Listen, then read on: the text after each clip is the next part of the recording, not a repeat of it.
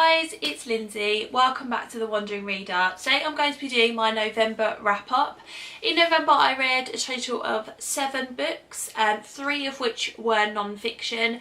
So I was really pleased with that. I definitely met the challenge of reading more non-fiction than I normally do for non-fiction November, so that was brilliant. So I'm going to jump into the 7 books that I read. The first book that I finished in November was This Is Going to Hurt by Adam Kay. This is the first non-fiction book that I read in November, and I've done a full review on my channel which I'll link for you if you haven't seen that already. So I won't talk too much about it here, but I thoroughly enjoyed this book, really did.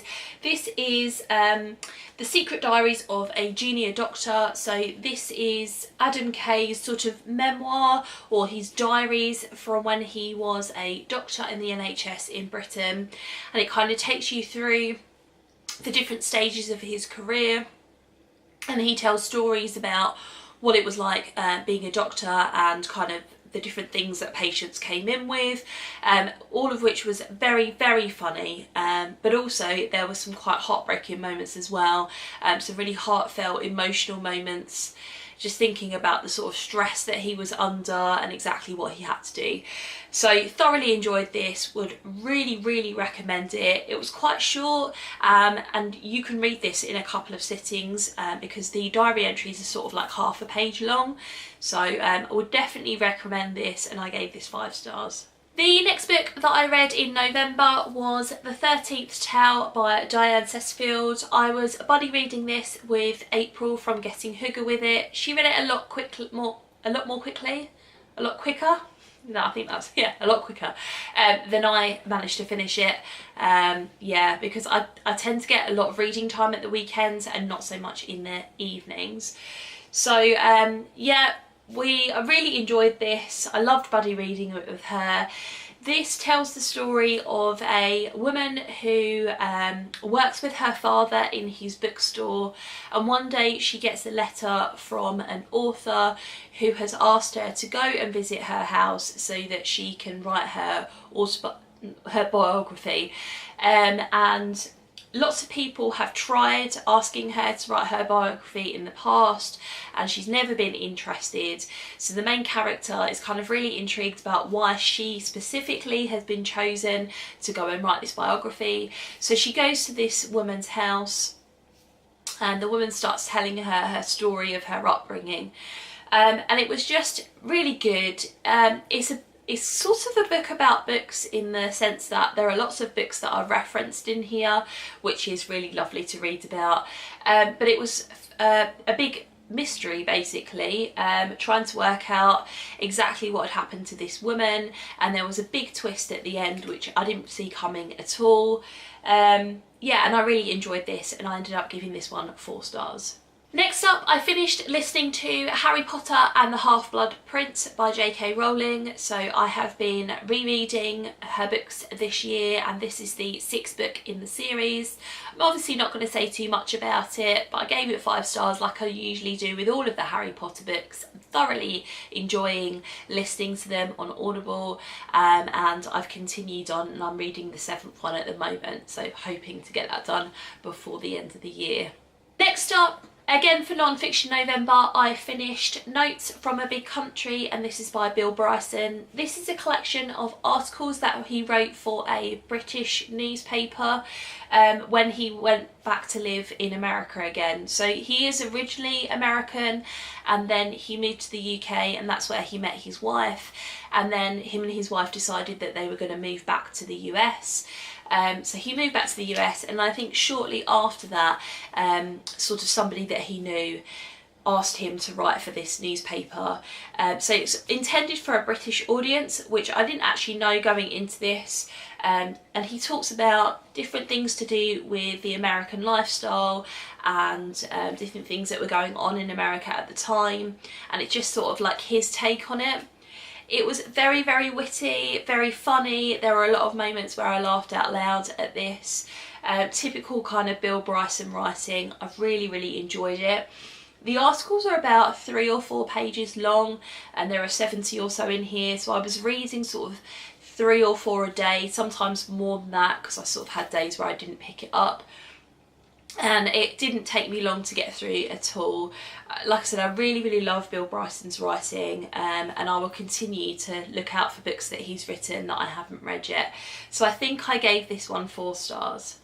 Then the third book that I finished for non-fiction November is The Good Immigrant, and this is edited by Nikesh Shukla. This is 21 essays. Where's the description? 21 writers explore what it means to be black, Asian and minority ethnic in Britain today.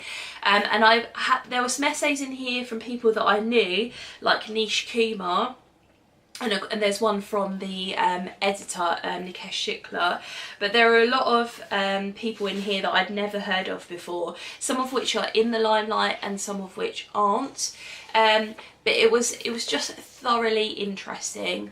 I think the best essays in here, or I say the best, the ones I got the most out of or identified with the most, found the most interesting, I suppose. Let's just have a little look at the contents list. I think there was one called Namaste, which was by Nikesh Shukla, and that was all about kind of like language and things. There was another one called My Name Is My Name that I really enjoyed. Nish Kumar wrote the one called Is Nish Kumar a Confused Muslim? I really enjoyed that one. And there were lots of other ones I enjoyed in here as well. I found this collection of essays quite easy to read. There are a couple in here that I found more difficult going, but there was nothing kind of really academic or scholarly or anything to kind of put you off, because apart from the opposite of loneliness, I've never picked up a collection of essays before. I've always been put off by the word essay. It didn't seem to appeal to me, but I really enjoyed this collection. I found that I'd learned so much from it. This is another book that I've said to my husband, you really must read, because you just learn so much and you get such a different perspective from people who are living in Britain today, from those minority ethnic groups. Yeah, and I found it thoroughly engaging and interesting, and I gave this one, I think, 5 stars. The 6th book that I finished in November was The Snowman by Joe Nesbo. This was the last Joe Nesbo book that I had on my shelf that I hadn't read yet. He's written quite a few more that I just haven't bought yet or got around to picking up. So this is the one that has been recently turned into a film. I haven't seen the film. I'll probably wait until it comes out on DVD. We don't tend to go to the cinema much. We just, yeah, don't really have the time. I'd love to go a lot more often. But yeah, don't really get around to it a lot at the moment. So yeah, this is part of his Harry Hole detective series, and in this one he's hunting down a serial killer who the media and the police, I suppose, have nicknamed the Snowman. This took a while to get going for me. And it was kind of chugging along, and I was thinking, well, maybe I'm gonna end up giving this 3 stars or 3.5 maybe. It's not perhaps the best Joe Nesbo book that I've read, but then I got to the end and there was this massive thing that happened at the end, and I was like, yeah, so that's why I pick up Joe Nesbo books. Yeah, and I ended up giving this, I think, 4 stars or 4.5 stars, something like that. I did really enjoy it. I can't remember who it was, but somebody was talking about on Twitter the fact that they DNF'd this quite early on because of the way that, because of the sexism towards women in here, and the kind of, there was some things about calling women whores and stuff.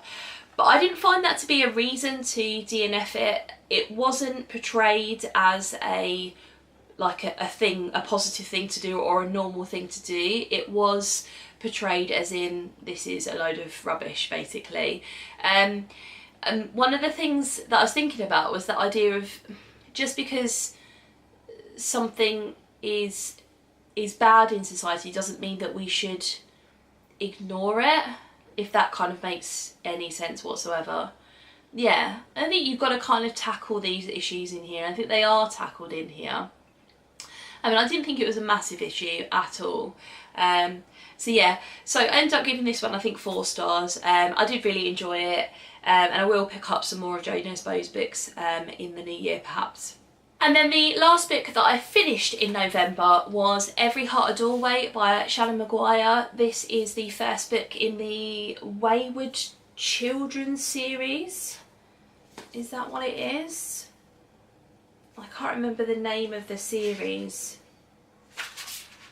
and it's not really telling me here, so that's useful. Yeah, but I think you all know by now, kind of, you've heard about this book before, I would have guessed. Yeah, this is the first book in a sort of YA fantasy series that she's writing. The 3rd book, I think, is coming out at the beginning of next year. And this basically is about a children's home where children are sent there because they have come back from portals, and they've returned to the normal sort of world, and they're finding it hard to adjust to reality, basically. So like the children who go through into Narnia and yeah, just like different fantasy worlds, and then they have to come back to normal life, and it, you know, it's about kind of them going to this home and dealing with that. But then there's this kind of mystery in here because these murders start to occur, and the children are kind of trying to work out who's doing all of the killing. I have heard people say that they didn't like that kind of mystery twist to it, but I thought it was necessary. It needed a plot to it. It couldn't just have been about these children who came back from worlds. It needed kind of a plot to it, and I did think the plot was necessary, and I could see definitely why it was in there. I thought this was really imaginative. I really enjoyed the characters. I did put a thing out on Twitter saying that I thought, am I way off base in saying that the children in this book are like a metaphor for mental illness and being other? And I didn't get any replies, but well, I don't have that many followers on Twitter at the moment anyway, but yeah, I kind of was questioning that whole idea, and maybe that is what it is, or maybe that's just my interpretation. But I did really enjoy this. It's so short, so I got through it in 2 days, and I could have got through it in 1, but I started it in the evening, and then I was kind of doing things with dinner and things like that. But you can definitely race through this. It's about 170 pages, and you can see that the font's quite large as well, so I would definitely recommend this. I think I gave this 4.5 stars.